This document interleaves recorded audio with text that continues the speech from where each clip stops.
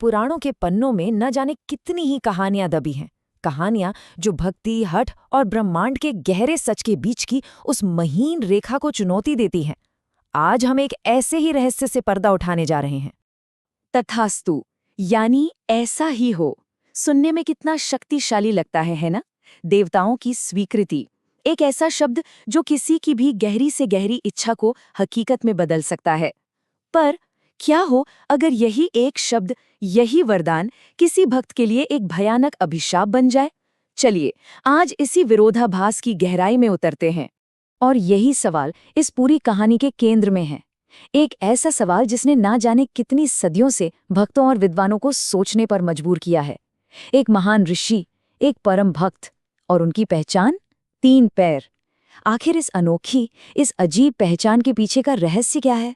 तो आइए मिलते हैं इस कहानी के नायक से, ऋषि भृंगी से। भगवान शिव के सबसे जाने माने और कह सकते हैं सबसे हठी भक्तों में से एक, जिनकी भक्ति की कहानी आज भी हमें बहुत कुछ सोचने पर मजबूर कर देती है। जरा कल्पना कीजिए, एक ऐसा भक्त जो सिर्फ हड्डियों का एक ढांचा है, शरीर पर ना मांस ना ही खून, फिर भी उनकी भक्ति की आग इतनी तेज है कि देवता भी देखकर हैरान रह जाएं। यही थे ऋषि भृंगी, जिनकी भक्ति जितनी तीव्र थी उतनी ही एक तरफा भी। अच्छा, भृंगी की भक्ति को समझने के लिए ना उनके हठ को समझना बहुत जरूरी है। उनकी पूजा का, उनकी दुनिया का सिर्फ एक ही केंद्र था, शिव। उनके लिए बाकी सब कुछ, सचमुच सब कुछ, बस एक माया था, एक भ्रम, और वे किसी और को मानने के लिए तैयार ही नहीं थे। असल में भृंगी सिर्फ पुरुष तत्व की पूजा करते थे।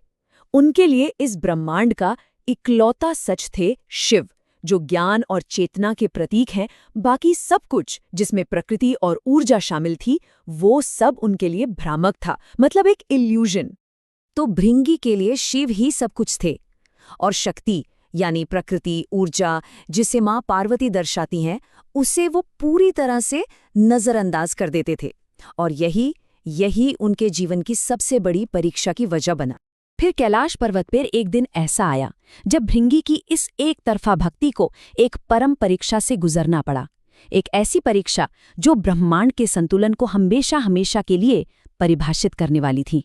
हुआ ये कि भृंगी सिर्फ महादेव की प्रदक्षिणा करना चाहते थे, तो उन्होंने मां पार्वती से कहा कि वो शिव से जरा अलग हो जाएं ताकि वो अपनी परिक्रमा पूरी कर सके।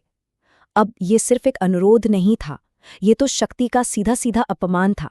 भृंगी को ये समझाने के लिए कि शिव और शक्ति अलग नहीं है, एक ही हैं, महादेव ने एक अद्भुत रूप धारण किया, अर्धनारीश्वर, आधा शरीर शिव का और आधा मां पार्वती का।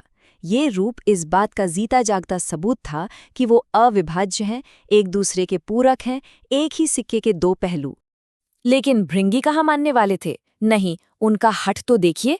उन्होंने झट से एक भृंग, मतलब एक छोटे से भौरे का रूप धर लिया और उस अर्धनारीश्वर रूप के ठीक बीच से घुसकर सिर्फ शिव वाले हिस्से की परिक्रमा पूरी कर ली। मतलब उन्होंने सचमुच शिव और शक्ति को चीरकर अलग करने की कोशिश की। यह एक ऐसा दुस्साहस था जिसके बारे में कोई सोच भी नहीं सकता।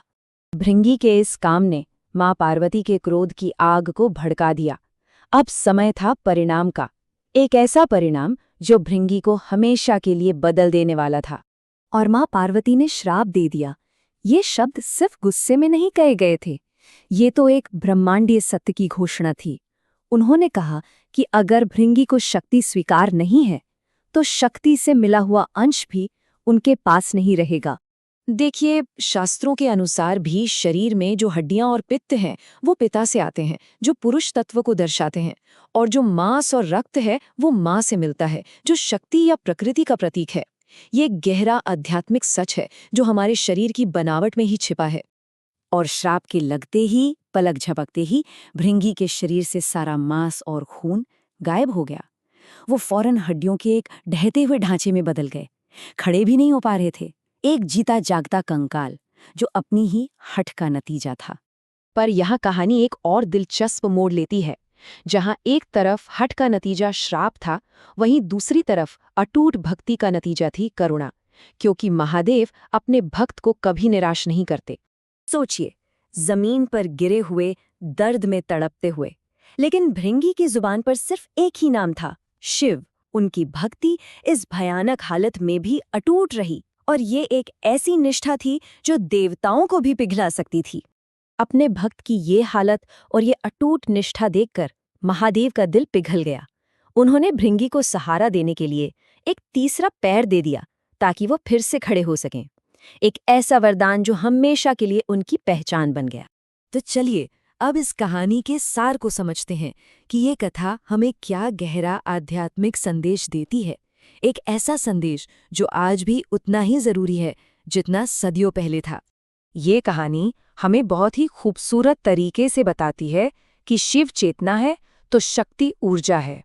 चेतना के पास ज्ञान तो है, लेकिन बिना ऊर्जा के वो कुछ नहीं कर सकती, वो निष्क्रिय है।